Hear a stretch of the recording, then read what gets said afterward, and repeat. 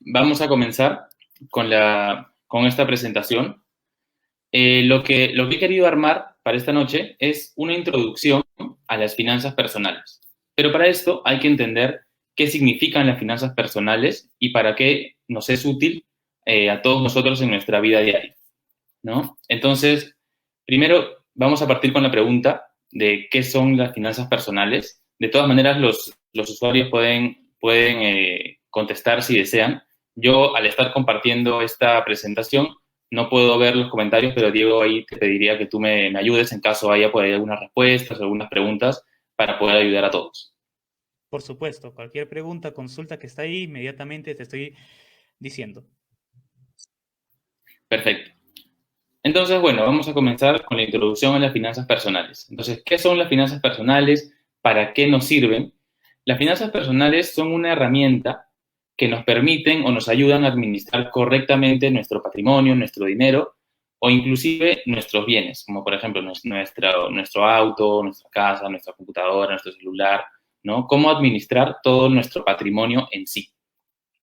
Por ejemplo, nosotros podemos tener $1.000.000 o podemos ser muy ricos en cuanto a la cantidad de dinero que tenemos disponible a utilizar, pero si no la sabemos administrar correctamente, esto nos puede llevar en un futuro, ya sea cercano, a mediano plazo o a largo plazo, a la ruina económica. Entonces, de lo que se trata es de poder ordenarnos financieramente para así poder evitar este tipo de imprevistos financieros. Entonces, ¿qué vamos a revisar hoy día? Vamos a revisar la importancia de las finanzas personales, el ahorro y su importancia en nuestra vida diaria, la inversión, ¿qué se nos viene a la mente cuando decimos inversión? El gasto, ¿qué es el gasto? ¿Cuándo debemos gastar? ¿Cuándo no debemos gastar? ¿En qué debemos gastar? ¿En qué no? Vamos a dar algunos ejemplos más adelante en la presentación. Y finalmente, cómo llevar un control y seguimiento de los gastos para poder llevar una vida financiera ordenada. Entonces, comenzamos con las finanzas personales. Las finanzas personales nos permiten saber en qué y cuánto podemos gastar o invertir en un determinado momento, o inclusive podemos pensar nosotros cuándo vamos a gastar esa cantidad de dinero, si lo vamos a gastar en 6 meses, si lo vamos a gastar ahora, si lo vamos a gastar en un año. Eso es lo que nos permite el manejo de las finanzas personales. ¿Qué más? Llevar una vida financiera ordenada. Al tener y al conocer el detalle de nuestros ingresos y nuestros gastos diarios, semanales, mensuales, vamos a poder aprender a llevar una vida financiera ordenada, para así no sufrir imprevistos financieros. Entonces, vamos a pasar al tema del ahorro y su importancia. Como dice esta lámina que pueden ver aquí, el ahorro en general es, como me imagino muchos de ustedes saben o quizá todos saben, es la parte del ingreso disponible que la persona decide no destinarlo a su consumo, ¿no? Supongamos que nosotros somos trabajadores dependientes y ganamos, supongamos, $1.500 al mes. La parte que no destinamos a nuestro consumo es lo que quedaría como nuestro ahorro, ¿no? Pueden ser 200 soles, pueden ser 300, 500, dependiendo del nivel de vida que tenga cada uno y de las necesidades que cada uno tenga. Entonces, para hablar un poquito sobre el tema del ahorro, quería detenerme aquí y lanzar un par de preguntas, ¿no? Por ejemplo, ¿cómo ahorrar? ¿Cuánto ahorrar? Son preguntas que seguramente aquí todas las personas que nos están mirando quieren saber, ¿no? Entonces, ¿cómo ahorrar? Y luego, si debemos ahorrar siempre, si debemos ahorrar en ciertos momentos. La respuesta es que siempre debemos ahorrar, siempre. Todos los meses debemos generar una conciencia de ahorro. Esta conciencia de ahorro debe estar destinada más o menos entre el 5% al 15 o al 20% de nuestro ingreso mensual. Esto es, si es que somos trabajadores dependientes, ¿no? Que contamos con un sueldo fijo, que tenemos siempre un ingreso mensual, digamos, igual todos los meses, salvo en julio y diciembre por el tema de la gratificación. Entonces, Esto nos permite a quienes somos trabajadores dependientes, generar una regla del ahorro entre el 5% al 20%, ¿no? Dependiendo cuánto es lo que nosotros estamos destinando a gastar para ciertas ocasiones. Por ejemplo, puede ser que en un mes del cumpleaños de tu mamá o de tu hijo, de tu hermano, tengas pensado de destinar mayor gasto, ¿no? Por este tipo de celebraciones. O que estés planeando algún viaje quizá en un determinado mes, supongamos en septiembre o en diciembre.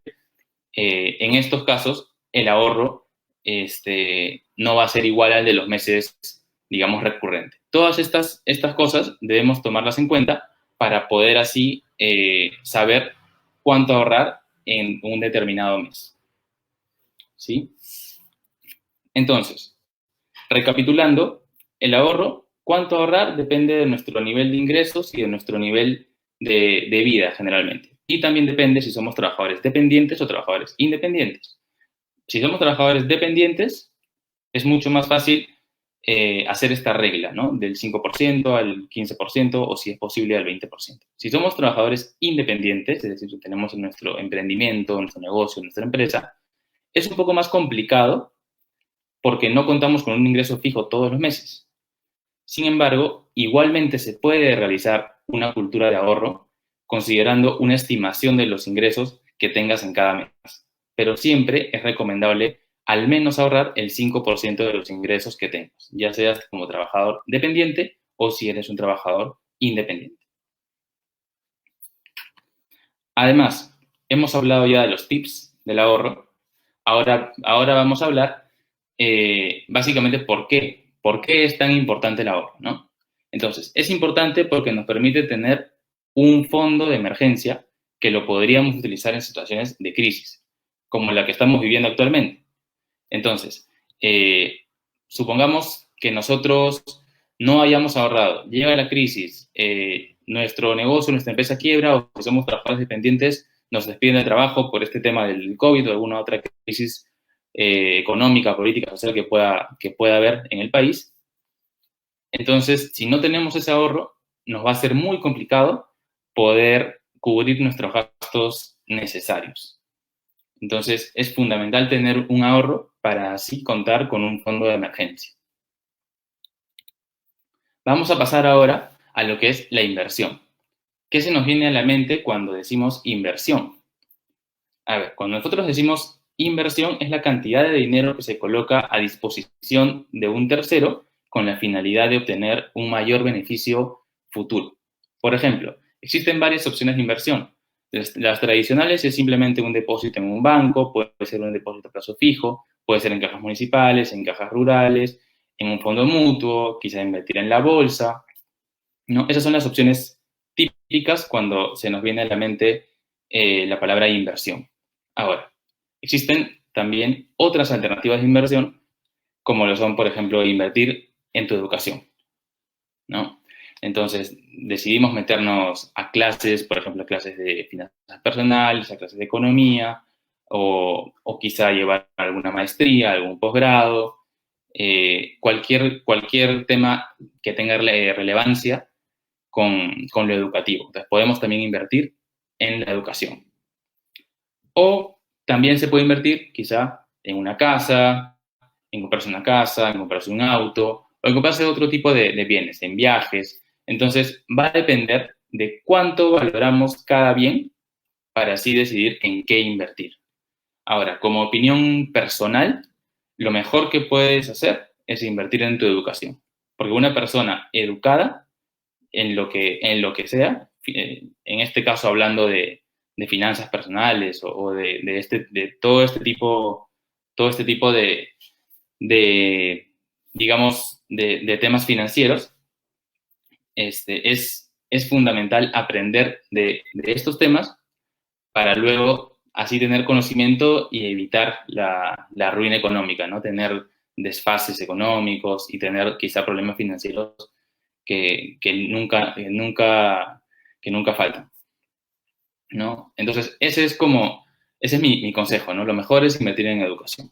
Ahora, como un tip que les puedo dar es nunca invirtamos más del 30% de nuestro patrimonio. ¿Qué es nuestro patrimonio? Lo que nosotros tenemos actualmente, ya sea lo podemos tener como un depósito en un banco, lo podemos tener en distintos bancos, lo podemos tener en nuestra caja fuerte, ¿no? Lo más usual es que lo tengamos en algún banco. Entonces, nunca invertir más del 30%, sobre todo si eres un emprendedor chico que aún no conoce mucho sobre temas de inversiones. Si ya, evidentemente, eres un conocedor, un experto, quizás sí puedas ampliar ese porcentaje porque ya manejas distintas opciones de inversión y puedes ir evaluándolas para así poder diversificar tu portafolio, ¿no? Ahora, nunca invertir solamente en un solo sitio. Nunca invertamos, no digamos ya, el 30% vamos al banco A. No.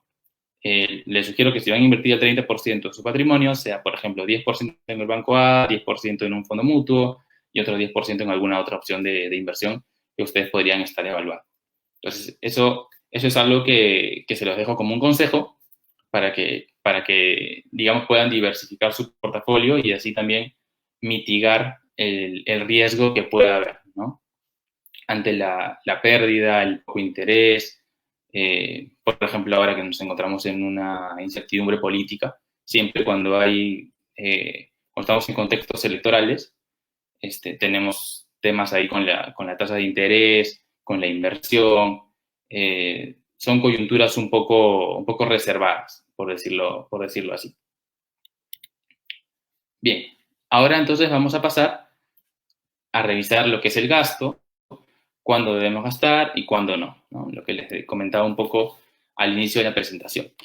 Entonces, ¿qué es el gasto? Es el desembolso de una cantidad de dinero destinada al consumo u ocio.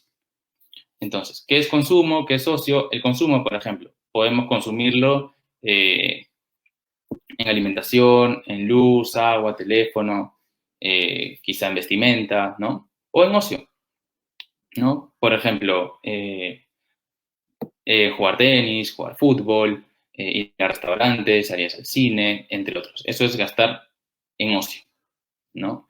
Entonces, aquí lo principal es saber identificar entre cuáles son los gastos necesarios y cuáles son los gastos innecesarios, ¿no? Los gastos necesarios son los primeros que les pude comentar al inicio, ¿no? Como alimentación, agua, teléfono, quizá por ahí algún seguro de vida, seguro de salud. Y los gastos innecesarios son más que nada destinados al ocio. Ahora, estos gastos innecesarios, cuando estamos en épocas de crisis, generalmente tienden a reducirse, porque los gastos necesarios es bastante complicado reducirlos. No puedes reducir cuánto pagas de luz, cuánto pagas de agua, cuánto pagas de teléfono, cuánto gastas en alimentación. Entonces, es muy complicado reducir los gastos necesarios en épocas de crisis. Lo que se debe reducir siempre son los gastos innecesarios. Menos salidas, por ejemplo, menos salidas a restaurantes, menos salidas al cine, quizá para las personas que les gusta jugar fútbol o alquilar canchas, reducir también por el tema del transporte o el alquiler de cancha, a las personas que les gusta jugar tenis, el alquiler de cancha, recoger bola, ¿no? entre otras actividades de ocio. Entonces, ahora, lo que sí quiero dejar claro es que la idea no es tampoco solo gastar en los gastos necesarios, porque si no prácticamente no estaríamos disfrutando de la vida, ¿no? Entonces, lo ideal aquí es armar un presupuesto para los gastos innecesarios, ¿no? Por ejemplo, para salidas, restaurantes y todo ese tipo de cosas, lo ideal es elaborar un presupuesto para así poder llevar una vida financiera ordenada y también llegar a ese 5, 10, 15, 20% del ahorro que es lo ideal, digamos, para poder tener una vida financiera ordenada. Entonces, tenemos nuestro 15%, supongamos, de ahorro, tenemos nuestro presupuesto para gastar en actividades de ocio y tenemos nuestro presupuesto para gastar en actividades necesarias. Bueno, vamos a pasar a revisar entonces, ya para concluir esta presentación, vamos a pasar a ver cómo llevar un control y un seguimiento de los gastos, ¿no? Entonces, para poder llevar un control y seguimiento de gastos se necesita identificar y reducir los gastos. Una lista simplemente de cuántos son nuestros ingresos, cuántos son nuestros gastos, para así poder llevar un control y seguimiento de gastos. ¿Qué es llevar un control? Es una estrategia financiera para llevar ordenadamente tus finanzas y así poder obtener mayores beneficios en un futuro, con el fin de identificar y reducir nuestros gastos y luego plantear metas a mediano y largo plazo que puedan ser realizables y eh, alcanzables. Entonces, estas listas, digamos, o este seguimiento de los gastos diarios, semanales, mensuales, se pueden llevar en aplicaciones, se pueden llevar en Excel, se puede llevar también en un cuaderno, dependiendo de la facilidad que tengamos cada uno de nosotros con los gadgets, ¿no? Con los temas tecnológicos. Es fundamental elaborar un presupuesto. Les recomiendo que sea primero un presupuesto de gastos, ¿no? Para ver cuánto es lo que estamos gastando diario, luego lo pasamos a semanal y finalmente a mensual. Esto es fundamental acompañarlo con nuestro presupuesto de ingresos. Si somos un trabajador dependiente, entonces este presupuesto de ingresos va a ser mucho más sencillo porque siempre, todos los meses, sabemos cuánto vamos a recibir. El tema es si somos un emprendedor, si tenemos un negocio, si tenemos una empresa. En ese caso, igualmente es fundamental llevar un presupuesto de ingresos para saber cuánto es lo que nosotros estamos esperando ganar en un determinado mes. Y ojo, que no todos los meses vamos a esperar recibir lo mismo porque la mayoría de negocios, la mayoría de emprendimientos cuenta con una estacionalidad mensual. ¿Qué es una estacionalidad mensual o anual? Una estacionalidad es, por ejemplo, en enero yo suelo recibir más que en julio y que en agosto, ¿no? Dependiendo el giro de negocio que tenga. Por ejemplo, si tenemos una empresa que vende pavos, evidentemente de enero a noviembre tienes unos ingresos medianos y en diciembre tenemos un boom, explota la venta de pavos, ¿no? Por el tema de Navidad. Entonces, es importante conocer bien cuál sería nuestra estacionalidad en el negocio para poder armar este presupuesto.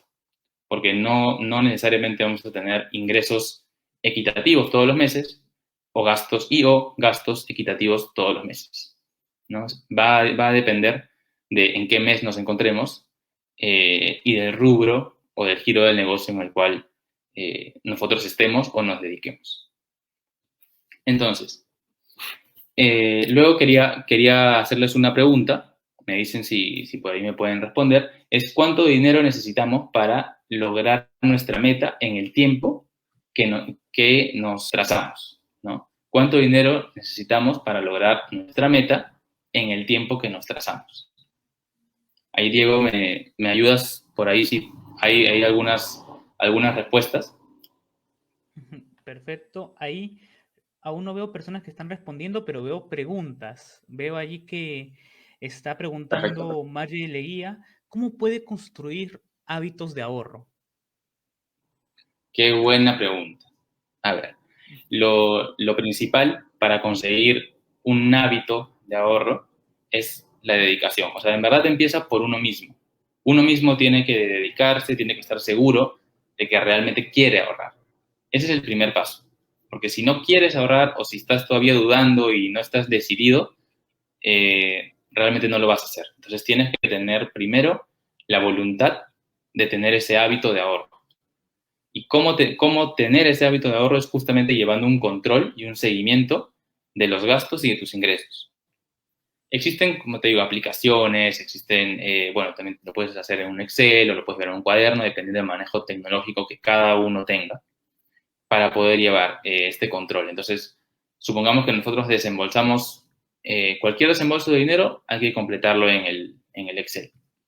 Entonces, una vez que tenemos ese control de gastos, vas a poder llevar, digamos, vas a poder conocer cuáles son tus gastos reales diarios, semanales, mensuales, y así vas a poder llevar esa cultura del ahorro, ¿no? Que como dije, como tip, como consejo, les recomiendo que sea entre el 5 al 20% de sus ingresos, ¿no? Dependiendo obviamente del nivel de vida, de cuántos sean sus ingresos, pero lo recomendable es eso, ¿no? Un mínimo de 5% es lo recomendable para que puedan con ese 5% luego acumularlo y quizá tenerlo una parte como fondo de emergencia o una parte destinado a una inversión futura o alguna meta que nosotros queramos lograr, ya sea a mediano o a largo plazo. Y ahí es fundamental para una vez que nosotros nos fijamos esta meta a mediano o a largo plazo, hay que conocer cuánto dinero necesitamos para lograr esta meta. Entonces, cuando ya tenemos una meta, es mucho más sencillo ahorrar, porque ahorrar sin una meta a veces a muchas personas les puede parecer como aburrido, como quizá innecesario, porque no tienen una meta, ¿no? En cambio, si ya tienes una meta, un objetivo, crear un negocio, comprarte una casa, comprarte un auto, llevar una maestría, un viaje, eh, lo que sea, cualquier meta que cada uno pueda tener, es mucho más sencillo ahorrar porque ya estás con un objetivo.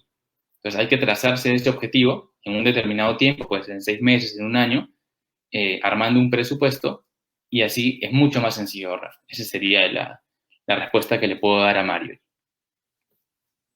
Perfecto, Gonzalo. Ahí veo también que Marisol González ha hecho dos preguntas. La primera era si pudiera repetir justo la última pregunta que le estaba haciendo al público.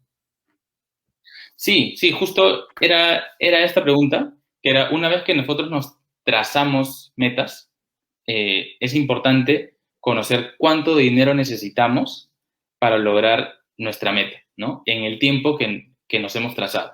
Es una pregunta que no necesariamente me la tienen que contestar en este momento, pero es una pregunta para que la apunten, para que la tengan y para que la evalúen, ¿no? O sea, supongamos Oh, que veo, por Marisol quiere ejemplo, que comprarse un auto, una casa, entonces tiene que conocer cuánto dinero va a destinar a esta meta y en qué tiempo lo quiere conseguir, ¿no? Si en 6 meses, en un año, en 2 años.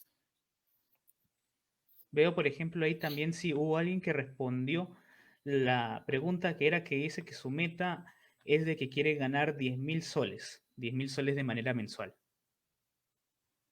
10.000 soles de manera mensual. Perfecto. A Ujú. ver. Entiendo que es trabajador independiente. Sí, O es sea, parte tiene de un nuestra negocio, comunidad activa, así que he estado comentando varias veces, así que sí sé que es independiente. Es un diseñador. Perfecto. Entonces, ¿qué tiene que hacer para ganar estos 10.000 soles? Digamos, supongamos que en este caso actualmente esté ganando 7.000 soles, supongamos, ¿no? Puede ganar 5.000, 8.000, 9.000, pero supongamos que esté ganando actualmente 7.000 soles. Entonces, ¿qué le falta para llegar a conseguir de ingresos 10.000 soles? Entonces, ahí más que nada es meter estrategias de ventas, estrategias de marketing. En cuanto a finanzas, lo más importante al menos de este tema de introducción de finanzas personales, es conocer cuánto es realmente nuestros ingresos mensuales y cuántos son nuestros gastos. Lo que puede ayudar, digamos, a tener mayor caja, por así decirlo, que no es lo mismo tener 10.000 soles de ingreso mensual, es ahorrar en gastos. Entonces, al ahorrar en gastos, vas a conseguir un mayor fondo de caja, por así decirlo, ¿no? Pero para poder incrementar tus ingresos, tienes que haber tenido previamente un ahorro, luego invertirlo en otro sitio, en una de las opciones de inversión llevadas, conversadas previamente en la charla, para así poder llegar a esos 10.000 soles mensuales, ¿no?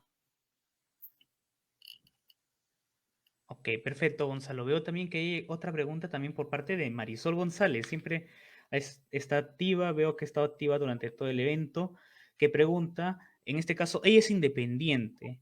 Dice, ¿cómo puede Sí, planificar sus ahorros de manera mensual? perfecto.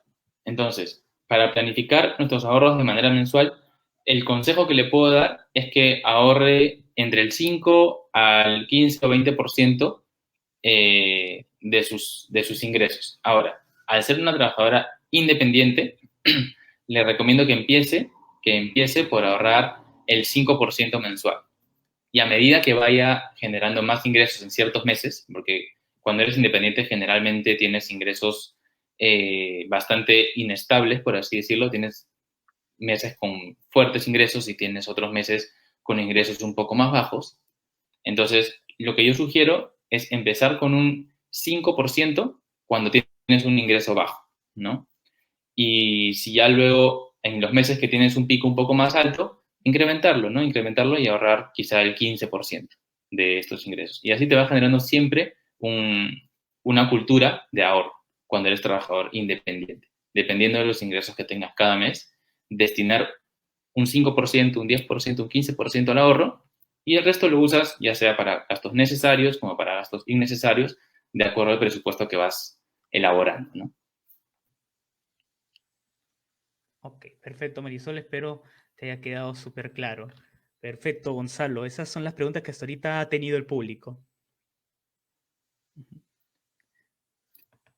Perfecto, Oh, perfecto, Diego. Muchas gracias. veo, Tú veo me también, cuentas si hay... Cuéntame. sí, ahí veo que hay otra pregunta más por parte de Isabel Caguana, que es, ¿cómo puede equilibrar sus ahorros si es que ella tiene una deuda? Hola. Perdón, Hola, no te Gonzalo. escuché. Se fue la señal. Ah, ya, perfecto. Te Hola, ¿me comentaba escuchas? que ella... Sí, sí te escucho. ¿Tú me escuchas, Gonzalo? Sí, también, te escucho, te escucho. Perfecto. Veo que también ahí hay otra pregunta más que es por parte de Isabel Caguana, que dice, ¿cómo puede equilibrar sus ahorros si es que tiene deuda? Qué buena pregunta. A ver, para poder equilibrar, para poder equilibrar nuestros ahorros, si tienes ya cierto nivel de deuda, entonces lo que deberíamos hacer es primero empezar a pagar la mayor cantidad de deuda que tengamos. Porque si empezamos a realizar ese famoso pago mínimo que tienen los bancos, lo que va a pasar es que te comen en intereses.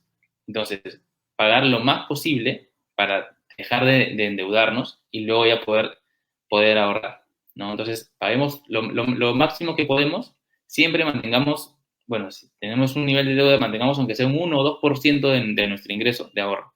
El resto, paguemos deudas, paguemos gastos necesarios, y una vez que ya terminemos, digamos, de poder pagar estas deudas, ya el porcentaje de ahorro puede subir a 5 a 6 7%, ¿no? Dependiendo del nivel de deuda que tengamos. Pero siempre, aún así tengamos deuda, les recomiendo que sea de 1 a 2%, o de 1 a 4% nuestro nivel de ahorro, ¿no? Siempre es muy importante, al margen de si tenemos deuda o no.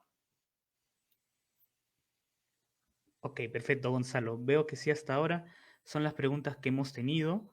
Agradecerte bastante por tu ponencia. Fue una de las más esperadas, la parte de finanzas personales. Estuvo ahí bastantes comentarios de personas escribiéndomelos. Así que, por favor, coméntanos a la comunidad, a los que han estado viendo, a los que recién están conectando, cómo te podemos encontrar en redes sociales. Si es que estás dando algún curso o vas a dar algún curso, puedes mencionarnos acá a la comunidad. Sí, claro, bueno, no, agradecerte también a ti y a todos los que han podido estar aquí conectados y han estado atentos a la charla de finanzas personales. Espero que les haya sido de su agrado y, bueno, que hayan aprendido un poquito de este tema tan importante, ¿no? Sobre todo en temas de crisis. Y bueno, en realidad me pueden encontrar en Instagram o en Facebook como tutor financiero. Yo soy cofundador de Tutor Financiero.